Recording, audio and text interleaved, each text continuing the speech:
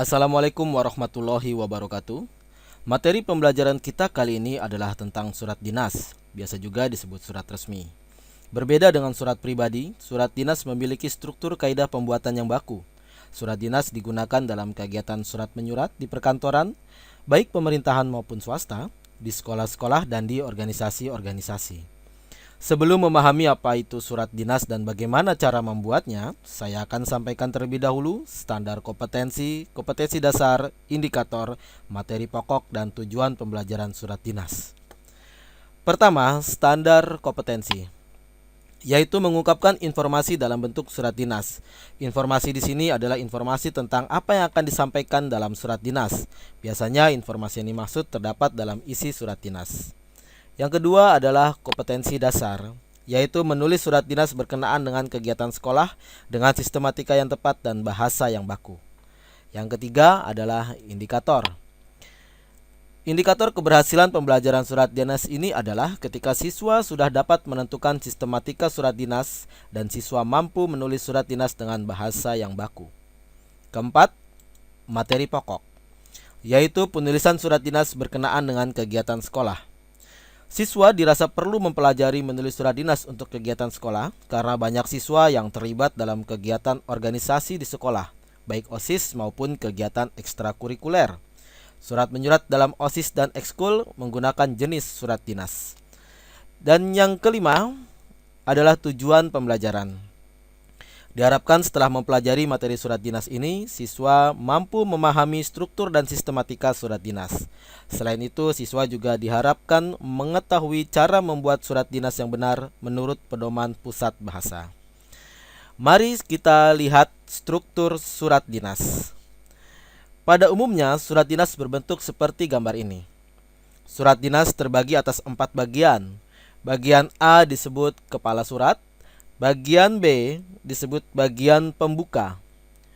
Pada bagian ini terdapat tanggal, nomor, lampiran dan hal, kemudian alamat dan salam pembuka. Bagian C disebut bagian isi. Pada bagian ini maksudlah dari surat dinas disampaikan. Kemudian bagian D terakhir adalah bagian penutup. Di bagian penutup terdiri atas salam penutup, tanda tangan, nama lengkap, jabatan, dan tembusan terakhir. Mari kita bahas satu persatu bagian-bagian surat dinas tersebut. Yang pertama adalah kepala surat. Kepala surat atau yang biasa disebut kop surat merupakan alamat surat untuk mengetahui siapa pengirim surat tersebut. Dalam kop surat yang lengkap tercantum semua hal yang dapat digunakan oleh orang lain untuk mengonfirmasi surat tersebut. Dalam kop surat tercantum nama instansi, kemudian alamat lengkap,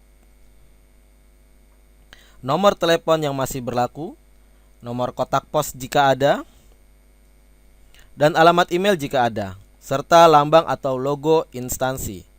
Bahkan jika instansi tersebut memiliki website yang bisa dikunjungi, bisa juga dicantumkan di sana. Pada beberapa instansi bahkan memasukkan alamat sosial media seperti Twitter, Facebook, atau Instagram.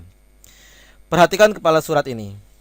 Dalam penulisan kepala surat yang baik dan benar, nama instansi, di sini Departemen Pendidikan Sosial Nasional dan SMA Islam Nurul Fikri Boarding School, harus ditulis dengan huruf kapital semua, karena ini adalah nama instansi utama. Sedangkan nama instansi kedua sebagai pengirim surat, di sini ada Pusat Pembinaan dan Pengembangan Bahasa, lalu ini organisasi siswa intrasekolah, ditulis dengan huruf kapital di awal katanya saja, bukan semuanya kapital ya. Dalam kop surat tidak boleh ada penulisan kata yang disingkat. Perhatikan di sini ada kata jalan, ini ada desa, kelurahan, kecamatan ya. Jadi penulisan desa, kelurahan, kecamatan, dan provinsi dilarang disingkat menjadi misalnya D saja, kel, kec, atau prof ya. Dilarang juga menyingkat kata jalan menjadi JL atau JLN. Penulisan telepon juga tidak boleh disingkat menjadi telep. Jadi harus ditulis lengkap telepon ya. Jika instansi memiliki kotak pos, maka harus ditulis kotak pos karena kaidah dalam bahasa Indonesia adalah kotak pos bukan PO box. Penulisan nomor dalam kop surat tidak boleh menggunakan tanda apapun seperti tanda kurung atau tanda strip untuk memisahkan kode area dengan nomor telepon. Jadi nomor telepon langsung ditulis serangkai dengan kode areanya. Bagian berikutnya adalah tanggal. Ditulis di bawah kop surat sebelah kanan ya. Jadi ini tanggal di sini. Di kop surat ini di bawahnya ditulis sebelah kanan. Penulisan tanggal harus lengkap. Tanggal ditulis dengan angka, bulan dengan huruf, dan tahun dengan angka. Jadi ini tanggal dengan angka, bulan dengan huruf, tahun dengan angka, tanpa tanda strip. Penulisan bulan diawali dengan huruf kapital, nih wajib. Dalam tanggal tidak dicantumkan nama kota karena sudah tercantum dalam kop surat. Jadi di depannya ini tidak ada lagi nama kota. Nama bulan tidak boleh ditulis dengan angka dan disingkat. Kesalahan lazim dalam penulisan bulan adalah penulisan November yang seharusnya November dan Februari yang seharusnya Februari. Kesalahan di sini adalah penggunaan tanda strip. Ini ada kesalahan sini. Nah, ini tanda strip ini salah, ya. Dan penulisan nama kota di awal tanggal. Ini ada Jakarta. Jakarta ini tidak boleh. Salah karena sudah ada di sini sebetulnya. Jadi kalau di sini Anyer, di sini Anyer, sudah tidak perlu lagi penulisan nama kota. Nah, yang ini adalah bulan disingkat, MRT ini bulan disingkat. Terus yang ini menggunakan tanda titik. Berikutnya adalah penulisan nomor surat. Salah satu yang membedakan surat resmi dan surat pribadi adalah penulisan nomor, lampiran, dan hal. Jadi di surat resmi ada nomor, lampiran, dan hal. Di surat pribadi tidak ada. Penulisan kata nomor, lampiran, dan hal harus diawali dengan huruf kapital. NLH-nya ini besar semua dan diikuti dengan tanda titik 2. Terakhir tanda titik 2. Konsistensi penulisan nomor dan hal harus sejalan. Jika penulisan nomor disingkat no, maka penulisan lampiran juga disingkat lam. Jadi kalau disingkat no-nya ya lamnya disingkat juga. Kalau nomornya seperti ini nomor, maka lampiran ditulis lengkap. Sedangkan hal bukan merupakan singkatan dari perihal. Jadi ini hal ini satu kata, ya. Tidak bisa disingkat lagi. Penulisan nomor diawali dengan nomor urut surat itu dikeluarkan oleh instansi tersebut. Jadi ini nomor urut surat yang keberapa nih yang dikeluarkan, lalu diikuti dengan kode surat. Kode surat diikuti oleh nama instansi yang penulisannya hanya perlu disingkat sebagai suatu penanda. Di sini ada. Kemudian angka Romawi yang menunjukkan bulan surat tersebut dibuat 9. Diakhiri dengan tahun surat dibuat. Tahun. Dan tidak diakhiri dengan tanda apapun seperti titik atau koma. Lihat ini, jadi tidak ada tanda apapun di sini, tidak ada titik, tidak ada koma. Antara tiap kode hanya bisa dibatasi dengan garis miring, tanda hubung atau tanda titik. Jadi menurut pusat bahasa hanya 3 tanda ini saja yang bisa digunakan, ya. Yang lainnya tidak boleh. Kode surat bergantung pada aturan yang disepakati oleh lembaga tersebut. Setiap instansi bisa jadi berbeda aturan. Misalnya di instansi A kode undangan adalah U, sedangkan di instansi B kode undangan adalah UND, UN. Dan itu diperbolehkan. Jadi ini contohnya, setiap instansi intinya memiliki kesepakatan sendiri di antara mereka, mempunyai aturan tertentu sehingga kodenya ini hanya berlaku selingkung, satu instansi saja. Kita lihat penulisan nomor ini. Kesalahannya yaitu diakhiri dengan tanda garis bawah. Ini tidak boleh tanda apapun.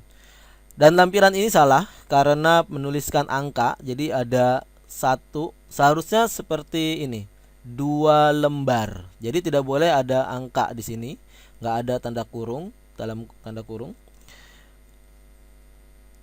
Penulisan hal salah karena ditulis dengan huruf kapital semua. Seharusnya hanya awalnya saja, awal tiap-tiap kata yang kapital. Sedangkan penulisan yang ini, hal yang ini terlalu panjang, ya. Hal permohonan tenaga pengajar untuk memberikan kuliah pada kursus penyegaran ujian dinas tingkat 3 Departemen A. Wah, ini terlalu panjang ini. Sebaiknya ini nanti ada di isi, dan halnya adalah permohonan tenaga pengajar. Nah, hanya seperti itu saja. Baik, kita buka slide selanjutnya, yaitu cara penulisan alamat yang dituju. Penulisan alamat diletakkan di bagian bawah nomor lampiran dan hal. Jadi penulisan alamat, ini adanya di bawah nomor, ini ada nomor lampiran hal, ini alamat ditulis di bawah sini, ya. Tidak diawali dengan kata kepada. Jadi penulisan alamat ini yang betul. Tidak diawali dengan kata kepada, tidak perlu. Dilanjutkan dengan penulisan YTH. Jadi yang pertama adalah YTH, yang artinya yang terhormat.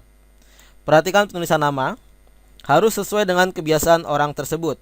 Jika namanya di sini Susilo Jayadi, maka tidak boleh ditulis menjadi U oleh si pengirim surat ya, atau ini J saja. Karena ini Bapak Susilo Jayadi memang namanya yang terdata adalah seperti ini. Semua penulisan di bagian alamat hanya huruf depannya saja yang kapital. Jadi ini di bagian alamat nih semuanya hanya huruf depannya saja yang kapital. Bukan kapital semua ya. Tidak diakhiri dengan tanda baca apapun. Setelah Jakarta Timur ini tidak ada tanda baca apapun. Penulisan kata bapak atau ibu harus ditulis penuh, tidak boleh disingkat. Jadi ini ditulisnya harus bapak, tidak boleh BPK ya. Ibu juga tidak boleh I gitu, ibu I. Nah, tapi khusus untuk kata saudara ini malah harus disingkat SDR. Jadi tidak ditulis di sini Saudara Susilo Jayadi, tidak, tapi ditulisnya SDR Susilo Jayadi. Jika sebelum nama terdapat gelar akademik atau pangkat, maka tidak ditambahkan kata sapaan. Jadi di sini yang terhormat Letnan Adi Maryadi ini tidak dikasih tanda nama bapak lagi. Jadi bukan begini tulisnya, yang terhormat Bapak Letnan Adi Maryadi. Tapi karena sini sudah ada pangkat, maka ditulisnya seperti ini. Jika yang dituju nama jabatan, maka kata sapaan tidak dipakai. Ini contohnya. Jadi ini nama jabatan langsung. Yang terhormat Kepala SDN 2 Rawamangun. Jadi tidak pakai Ibu Kepala atau Bapak Kepala SDN 2 Rawamangun. Jadi ini karena nama jabatan. Penulisan di seperti ini, huruf kecil karena ini kata hubung ya. Baik, itu tadi tentang penulisan alamat. Berikutnya adalah salam. Salam terbagi atas dua bagian, yaitu salam pembuka dan salam penutup. Penulisan salam mengikuti kaidah sebagai berikut. Diawali dengan huruf besar pada kata pertama dan kata berikutnya huruf kecil. Jadi gini, salam sejahtera. Saudara Budiman yang terhormat, ini B-nya karena huruf nama ya. Ibu Haryati yang terhormat. Jadi hanya awalnya saja dengan hormat. Ya. Lalu diakhiri dengan tanda koma. Jadi setiap habis salam pakai koma. Salam dengan hormat dan hormat kami, ini hormat kami dengan hormat itu lazim digunakan oleh banyak surat dinas. Walaupun kita juga bisa menggunakan salam khusus seperti Assalamualaikum, kemudian salam pramuka, salam sejahtera, ada juga merdeka mungkin dan sebagainya. Beralih ke isi surat dinas. Isi surat terbagi atas 3 bagian. Ya, ini jadi di isi surat sini ada 3 bagian. Yaitu yang pertama adalah bagian pembuka, kedua paragraf isi, ya, paragraf pembuka, paragraf isi dan paragraf penutup. Paragraf pembuka biasanya berisi pemberitahuan, pertanyaan, pernyataan atau permintaan, bergantung pada isi surat. Dalam paragraf isi, jadi ini paragraf pembuka seperti ini. Kami ingin memberitahukan kepada saudara bahwa, nah ini pernyataan ya. Salah satu kegiatan proyek penelitian adalah meneliti sastra lisan Sunda. Sehubungan dengan itu, ini adalah pernyataan. Ini contoh-contoh paragraf pembuka. Jadi paragraf pembuka ini untuk mengarah kepada isi.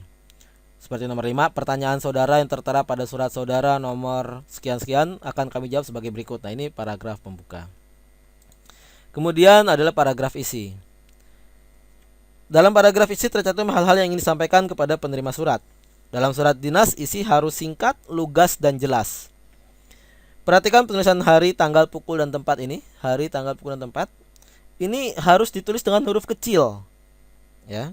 Tidak boleh ditulis jam di sini. Ini harus ditulis pukul.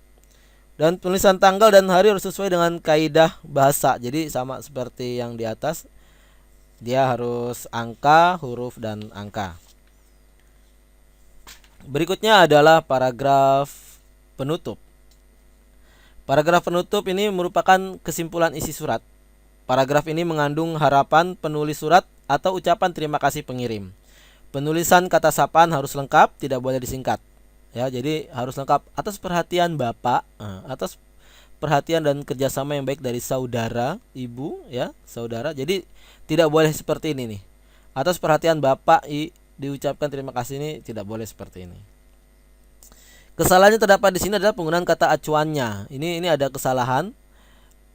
Demikian atas perhatian dan kerjasamanya. Nah, ini nggak boleh. Atas perhatiannya. Jadi yang betul adalah atas perhatian Bapak atau atas perhatian Ibu. Nah, seperti itu. Tidak boleh menggunakan frasa demikian harap maklum. Ini harap dihindari kata-kata ini. Penggunaan kalimat hiperbola seperti dihaturkan beribu-ribu terima kasih di sini ini juga dilarang ya. Termasuk kalimat mohon maaf yang sebesar-besarnya, itu tidak. Nah, ini contoh paragraf penutup yang benar. Kemudian di bagian penutup. Pada bagian penutup surat yang pertama adalah tanda tangan. Tanda tangan diperlukan sebagai keabsahan surat dinas. Bentuknya seperti ini. Nama jabatan di atas. Ini bentuknya, nama jabatan di atas. Lalu tanda tangan. Baru kemudian tertulis nama penanda tangan. Ya, nama penanda tangan. Jika ada nip ditulis di bawah nama. Penulisan nama tidak ditulis kapital semua. Jadi nama tidak kapital semua, tapi ditulis hanya huruf depannya saja, awalnya saja. Tidak juga diberi tanda kurung. Ini jadi nggak dikurungin namanya. Tidak digaris bawahi dan tidak diakhiri tanda titik. Ya, contohnya seperti ini. Ini tanda titik karena untuk gelar ya, punyanya gelar. Peletakan tanda tangan mengikuti aturan seperti ini. Jadi yang paling tinggi itu adanya di sebelah kanan surat. Ya, ini kan ketua pramuka, mungkin siswa, kemudian ini pembina pramuka, guru ya, lebih tinggi guru daripada siswa, maka yang lebih tinggi adanya di sebelah kanan surat. Atau kalau kita membaca surat adanya di sebelah kiri kita, ya. Jadi jika ada pihak lain yang harus membubuhkan tanda tangan sebagai bukti pengesahan, misalnya di sini ada kepala sekolah yang harus mengesahkan, maka diletakkan di bawah tengah seperti ini. Dengan diawali kata mengetahui, ya, mengetahui, koma. Nah, ini diikuti dengan koma. Jadi penanda tangan adalah para pengambil kebijakan. Ada dua istilah sekretaris kalau nanti dilihat di sebuah surat ya. Jika sekretaris di sini adalah berarti wakil ketua, maka dia ikut tanda tangan. Nah, berarti misalnya di sini sekretaris jenderal partai A, di sini presiden partai A, ini boleh sekretarisnya karena dia wakil. Tapi kalau sekretarisnya itu hanya seorang staff ya, notulen, pencatat jadwal, maka walaupun ia yang menulis surat tetap dia tidak tanda tangan. Bentuk lain dari penulisan tanda tangan bisa seperti ini. Nah, jadi namanya ada di bawah, kemudian diikuti dengan jabatannya. Ini bisa seperti ini, dari pusat bahasa diperbolehkan. Kemudian bagian penutup surat yang kedua adalah tembusan. Tembusan hanya ada jika surat memerlukan tembusan untuk beberapa instansi yang terkait sebagai pemberitahuan. Kaidah penulisan tembusan adalah sebagai berikut. Kata tembusan diulis dengan huruf kapital. Ya. Diawali dengan huruf kapital. Tidak boleh seperti ini, tidak boleh kapital semua. Diletakkan di sebelah kiri pada kaki surat. Jadi tembusan tuh letaknya di sini. Nah, ini di bawah nih tembusan nih. Setelah tadi dari tanda tangan nih, kalau satu, kalau dua tadi seperti ini tembusan adanya di bawah. Ya. Lurus dengan bagian nomor lampiran dan hal. Oh ya, ini lurus. Jadi dia satu lurus ini. Nomor bagian dan hal. Kata tembusan diakhiri dengan tanda titik 2. Jadi tembusan titik 2. Ini salah kalau cuma titik saja. Ketentuan tembusan, jika lebih dari satu maka diberi nomor urut dari yang tertinggi jenjang jabatannya. Jadi ini harus diurutkan dari yang tertinggi. Kalau kita mengundang ketua pramuka provinsi Banten, memberikan tembusan ya suratnya, lalu ke ketua pramuka Kabupaten Serang, Kapolsek Cinangka, Kepala Kelurahan Cinangka, maka diurutkan dari yang jabatannya tertinggi. Kemudian yang ditulis di tembusan itu adalah nama jabatan atau nama orang. Jadi jabatan boleh, nama orang juga boleh. Ya, yang tidak boleh adalah nama kantor atau nama instansi. Jadi tidak boleh tembusan seperti ini, tembusan SMA Islam Nurul Fikri Boarding School. Jadi tidak boleh nama kantor, harus nama jabatannya. Misalnya di sini Kepala SMA Islam Nurul Fikri Boarding School, itu boleh. Tidak perlu menggunakan kata kepada yang terhormat. Jadi tembusan satu, kepada yang terhormat Bapak Kepala, ini tidak perlu ya. Kemudian kita sering melihat ada tulisan arsip di tembusan. Ini juga tidak perlu dicantumkan. Mengapa? Karena semua surat dinas itu memang wajib diarsipkan, jadi tidak perlu lagi ditulis arsip. Baik, begitulah sedikit tadi pembelajaran tentang surat dinas. Semoga yang kita pelajari hari ini dapat bermanfaat untuk kita dalam membuat surat dinas. Terima kasih dari saya, Hari Untung Maulana. Assalamualaikum warahmatullahi wabarakatuh.